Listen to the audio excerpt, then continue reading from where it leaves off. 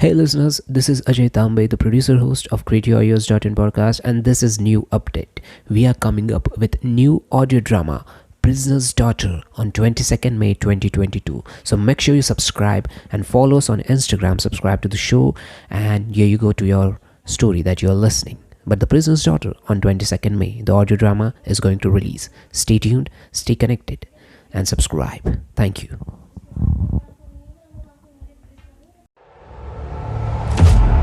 Hey everyone, welcome to Canterville Chase. The Canterville Ghost, Episode 2.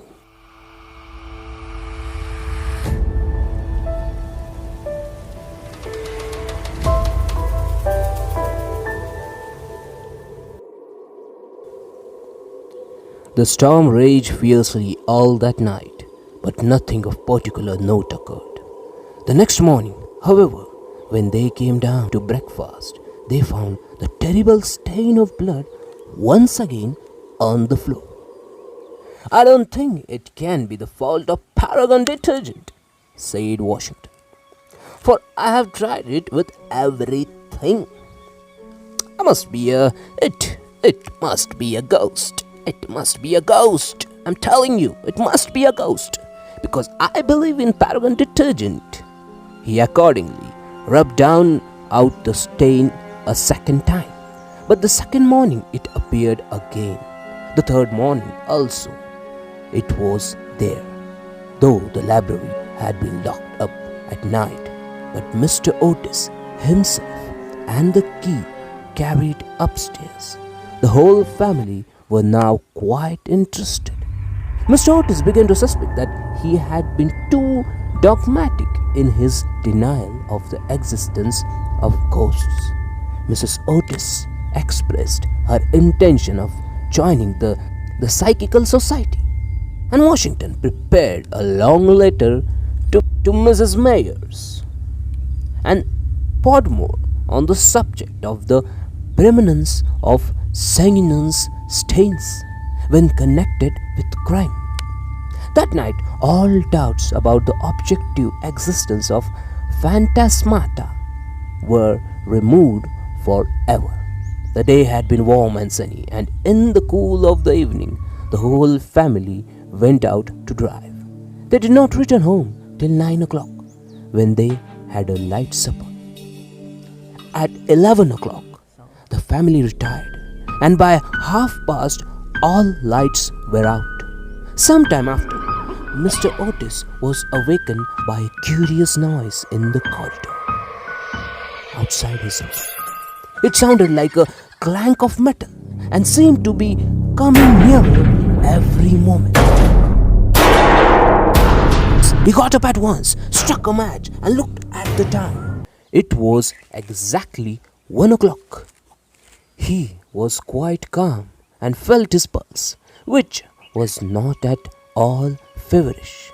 The strange noise still continued, and with it he heard distinctly the sound of footsteps. He put on his slippers, took a small oblong file out of his dressing case, and opened the door.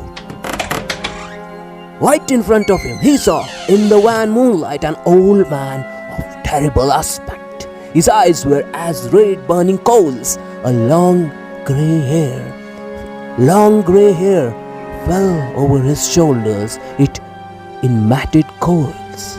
His garments, which were of antique cut, were soiled and ragged, and from his wrists and ankles hung heavy metal manacles and rusty guys. "My dear sir," said Mr. Otis to that ghost, "I really must insist on your oiling those chains. It is making real big noise, and have bought you for that purpose a small bottle of Tambe Rising Sun lubricator.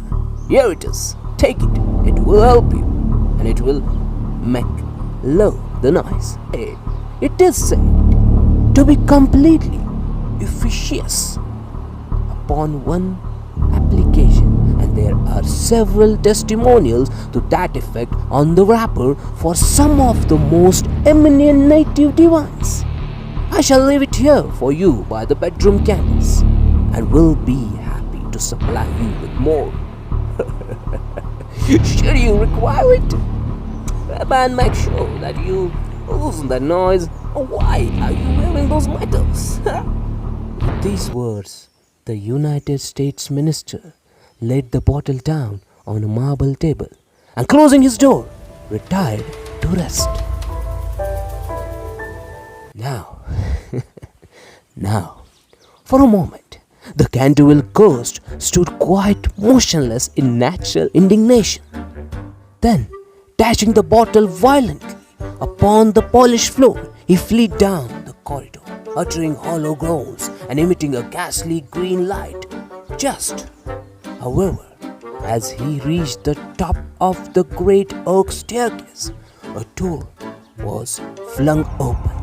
Two little white-robed figures appeared, and a large billow whistled past his head. There was evidently no time to be lost.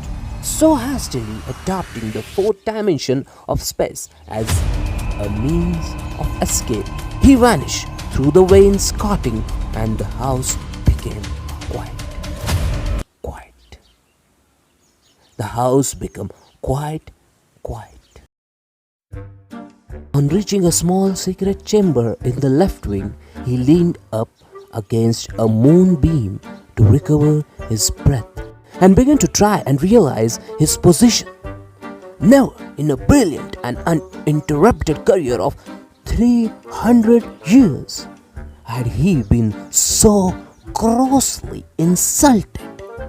He thought of the dogged Duchess, whom he had frightened into a fit as she stood before the glass of her lace and diamonds, of the 4 housemaids who had gone into hysterics when he merely grinned at them and threw the curtains on one of the spare bedrooms, of the rector of the parish, whose scandal he had blown out as he was coming late one night from the library, and who had been under the care of Sir William Gull ever since, a perfect martyr to nervous disorders, and of old Madame de Drummond, who, having wakened up one morning early and seen a skeleton seated in an armchair by the fire reading her diary, had been confined to her bed for 6 weeks with an attack of brain fever, and on her recovery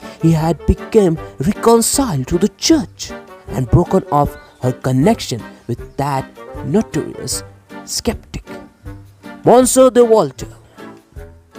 He remembered the terrible night when the wicked Lord Canterville was found choking in his dressing room with the knave of diamonds halfway down his throat, and confessed just before he died that he had cheated Charles James Fox out of 50,000 euros at Crockford's by means of that very card, and swore that the ghost had made him swallow it.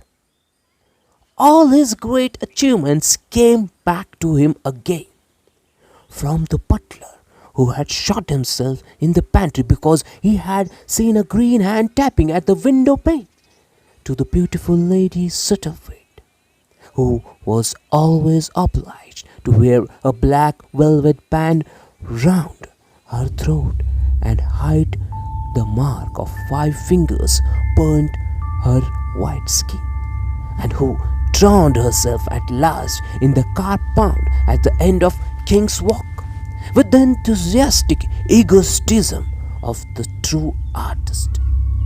He went over his most celebrated performances and smiled bitterly to himself as he recalled to mind his past appearance as Red Reuben or the Strangled Babe, his debut as Conch Cable, the bloodsucker of Baxley-Moor, and the furor he had excited one lovely June evening by merely praying 9 pins with his own bones upon the lawn tennis ground.